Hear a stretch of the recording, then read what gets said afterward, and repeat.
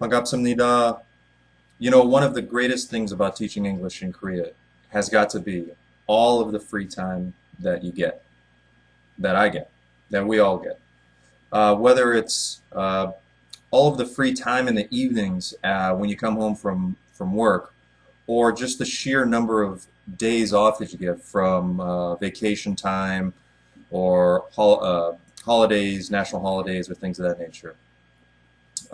If you're coming here and you've actually, if you're not fresh out of college and you have worked before, you're going to realize right away that, wow, this is just totally different. You're going to be getting home. School typically gets out in the public school system around 4:30, and depending on how long it takes you to get back and forth to work, you're going to have the rest of the evening off. Now, that's an enormous amount of time.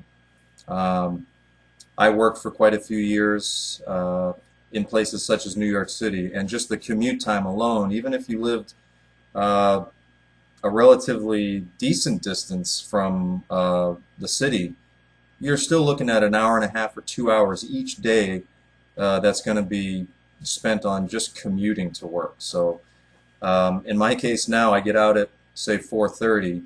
I get on my little scooter that I have now, and it takes me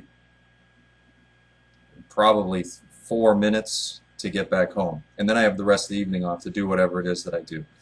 Um, Also, you get a lot of vacation time. A little different than back home where the school year ends and you have 3 months off for the entire summer. There's actually two separate times, one during the summer, one during winter, that are about a month long. It recently changed from a month and a half.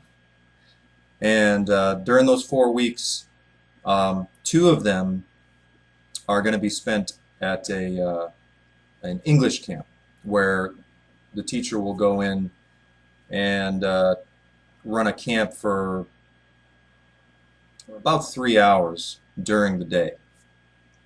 So you get home at around noon.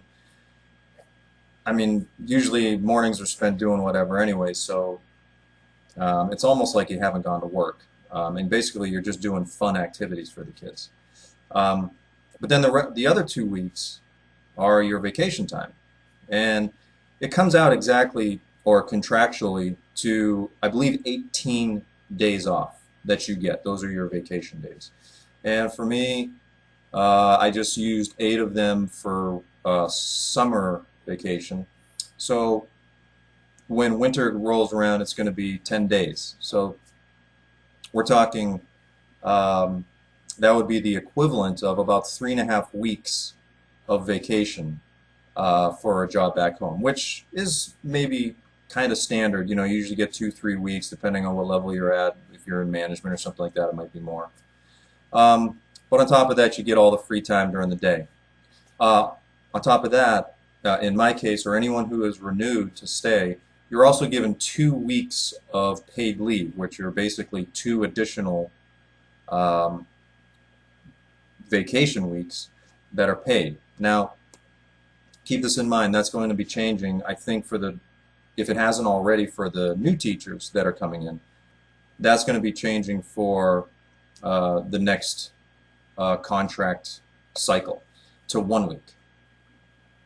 On top of that, on top of your time that you have each day, your winter break, summer break, vacation, and your paid leave that you get if you've renewed, they also have a spring break, which is as soon as winter break is over, the students come back to school for the graduation ceremonies and things of that nature. And then all the teachers turn around after about a week and a half and split for another, I think, 3.5 weeks for spring break.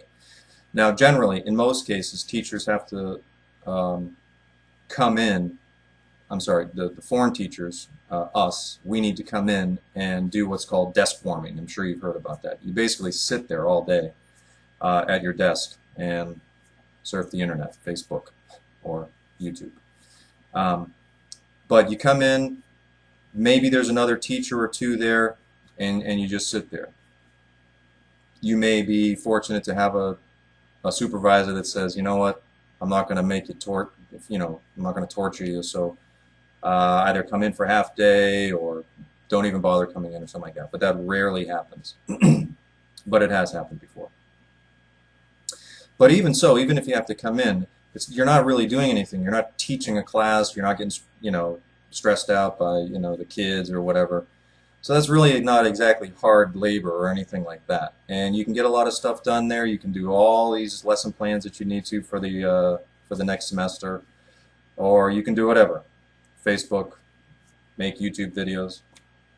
But again, it's not really stressful. So when you bring it all together, it's just an unbelievable amount of free time. So there have been times where I'm just like, wow, I just don't know what I'm going to do with myself for the next 5 hours when I get home at night. Or, wow, I have the next week off if I don't go somewhere, if I don't travel to another country or something like that. That's just a lot of free time.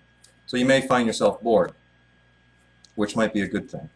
But in any event, one of the best things, in my opinion, after having worked many years in the rat race, is all the free time. So if you come here, get ready to have a lot of free time activities, be able to do all the things that you wanted to do, maybe you didn't have time to do before, and just enjoy life in general, all the way around. So I hope to see you here in Korea. Have a great one. Thanks for watching.